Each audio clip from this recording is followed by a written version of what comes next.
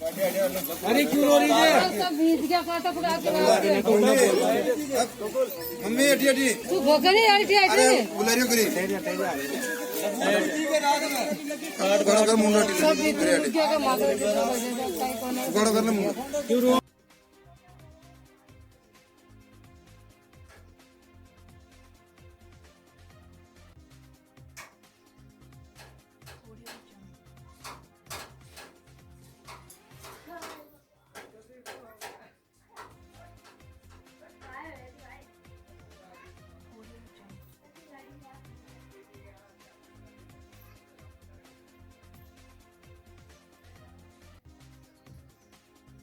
बूंदी जिले के दलेलपुरा गांव में हम पहुंचे हैं और रात की जो भीषण ओलावृष्टि और तूफान जहां पर आया है तो लोगों के लिए तबाही लेकर आया है। किस प्रकार यहां पर तबाही हुई है, किस प्रकार यहां फसलों का नुकसान हुआ है, किस प्रकार यहां के लोग बागों को रात में पीड़ा झेलनी पड़ी, इस पूरी जानकारी के लिए हम यहाँ पर हमारे रुपेश जी नेताजी युवा नेताजी साथ में हैं। इनसे जानते हैं कि किस प्रकार इस दलेलपुरा में रात में ओलावृष्टि हुई और कितना नुकसान हुआ और यहाँ के गरीब परिवार किस प्रकार दुखी हैं।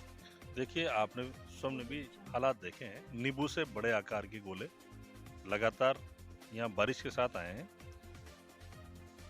व्यक्ति चोटिले, पशु चोटिले, वनस्पति चोटिले, लोगों के टीन छप्पर उड़ गए, खाने की सामग्री बर्बाद हो गई और पशुधन को भी खूब नुकसान हुआ है। बच्चे अभी भी उस दहशत के कारण बाहर बैठे हुए हैं और उस घटना को गुजरे 6-7 घंटे हो गए, अभी तक भी वो ओले पिघले नहीं है। नालियों में जमे हुए हैं, पेड़ पौधों के पास जमे हुए, खेतों में फसलें आड़ी गिर गई है गेहूं की। और महज 5 या 6 किलोमीटर दूर यहाँ का जिला मुख्यालय है, लेकिन प्रशासन का कोई भी व्यक्ति 6-7 घंटे से सार समझ लेने नहीं आया है। सारे बस्ती के लोग यहाँ गांव से बाहर निकले हुए हैं। मेरी राजस्थान सरकार से पुरजोर मांग है।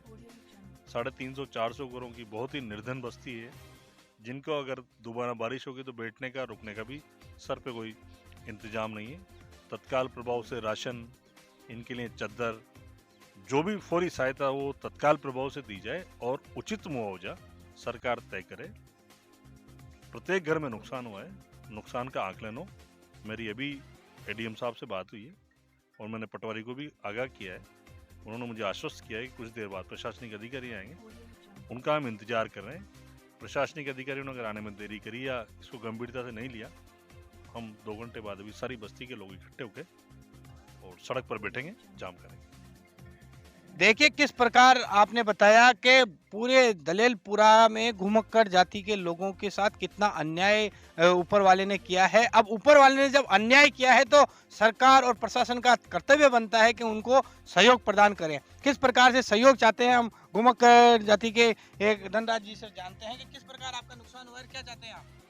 सुबह 5 बजे जो ओलावृष्टि हुई है उसमें हमारे गरीब घरों के चद्दर, गरीब बच्चों के, जानवरों के सभी प्रकार का नुकसान और खाने की सामग्री सब भीग गई है। हम सरकार से ये मांग करना चाहते हैं कि तुरंत से तुरंत खाने की सामग्री प्रदान करें।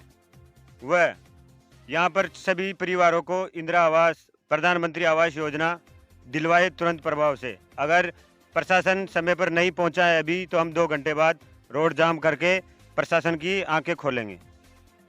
जिस प्रकार प्रशासन अपनी उदासीनता दिखा रहा है तो जरूरी है आंखें खुलवाने का, ये तो हम मानते हैं। अब प्रशासन किस प्रकार सहयोग करता है, किस प्रकार खेतों में यहाँ नुकसान हुआ है, हम इनसे जानते हैं।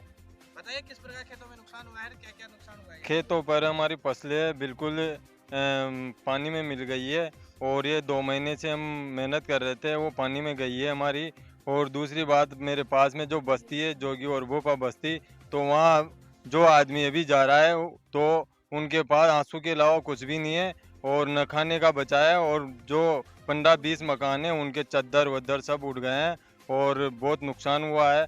तो सरकार से हमारी यही है कि इनको जो कच्चा मकान है वो पक्का दिलाया जाए इनको, तो इनके क्या है चद्दर उड़ने की स्थिति पे ना रहे और पक्का किया जाए। अभी एक भी इंदिरा आवास नहीं दिया है। जिस प्रकार प्रशासन के